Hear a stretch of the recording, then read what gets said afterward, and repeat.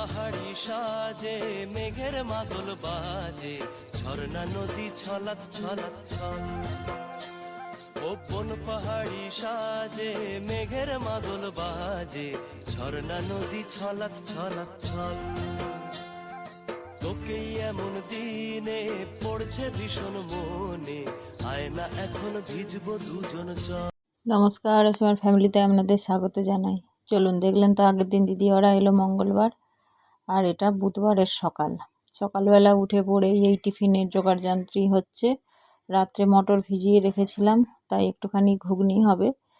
আর মুড়ি তো দিদি নিয়ে এসেছিলো বাড়ি থেকে, তো ঘুগনি মুড়ি করব বলে এরকমই ভেবেছিলাম। তারপরে যেহেতু এই জামাই আছে, তাই ভাবলাম যে একটুখানি ময়দা মেখে আর লুচি হয়ে যাক।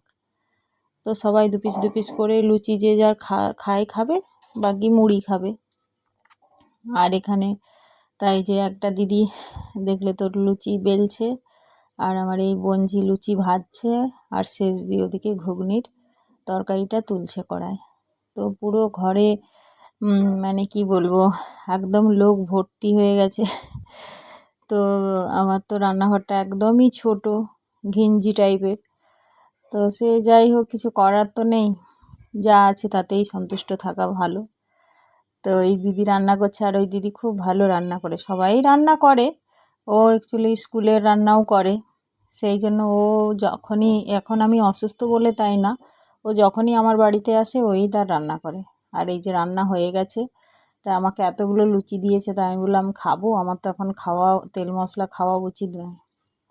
তো আমি আবার লুচি কমিয়ে 1 পিস কি 2 পিস খেলাম, আর একটুখানি মুড়ি খেলাম। আর এদিকে এই যে চান টান সেরে ওরা আবার এই যে মাংস করতে বসেছে। তো আমরা তো পুরীতে যেতে পারলাম না, আপনারা জানেন।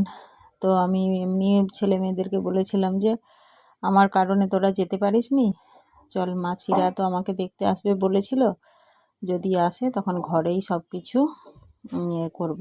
আর এই যে এক দিদি এদিকে পুজো করছে, আর 2 দিদি এদিকে রান্নায় লেগেছে। আর আমি তো কিছু করছি না, আমি তো এখন মানে সবার পাচ্ছি, ভালোবাসা আর সেবা, সেই জন্য আমি ঘুরে বেড়াচ্ছি। তো ওরা পুরী যেতে পারেনি, মনটা খারাপ ছিল, তাই বললাম যে ঘরের মধ্যেই সব কিছু ভালো মন্দ খাবার দাবার করে দেবো, মন খারাপ করিস না, পরে তখন ভালো, ওরা আবার জেদও করেনি। তাই এই যে রান্নাবান্নাও হয়ে গেছে, বেশি কিছু হয়নি, ওই ঝোল ভাত আর ওই 2-1টা ভাজা। তো আমাকে অনেক তরকারি, মাংসর তরকারি এনে নিয়ে এসেছে। আমি বললাম না না, আমার একদমই খাওয়া বারণ, কোনো মাংসই খাওয়া বারণ। তো এই খাসি মাংস হয়েছিল, তাই 1 পিস আর 1 পিস আলু নিয়েছি। তাও ভয় লাগছে খাবো কি না, কারণ বেশি দিন হয়নি, তবুও হ্যাঁ 12-13 দিন হয়ে গেছে আমার অপারেশনকে, তবুও ভাবছি যে খাবো কি খাবো না। তারপরে 1 পিস ওর বাবা বলল 1 পিস খাও, কিছু অসুবিধা হবে না বলে মানে করে 1 পিসই নিলাম।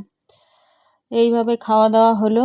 তারপরে যে বিকেলে ওই যে দিদি পাকা পেঁপে নিয়ে এসেছিলো, কালারটা দেখুন এত সুন্দর আর প্রচুর মিষ্টি। তাই আমার আর একটা দিদিকে বললাম যে তুই ছাড়িয়ে দে, নাহলে নষ্ট হয়ে যাবে। আর এই যে ওর বাবা এদিকে আঁখ চিবিয়ে খাচ্ছে।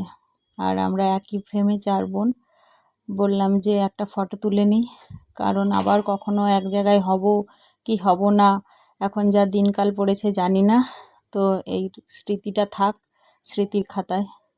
তাই যে সকালের একটু মাংস বেশি হয়েছিল, আর মেয়ে ধরেছিল যে বিরিয়ানি করো, তো ওর বাবা এই চাল নিয়ে এসে ঘরে এই বিরিয়ানি হয়েছে অল্প, আর সাদা ভাত আমার জন্য আছে, আমার জন্য না, যারা যারা সাদা ভাত খাবে তাদের জন্য সাদা ভাত আছে।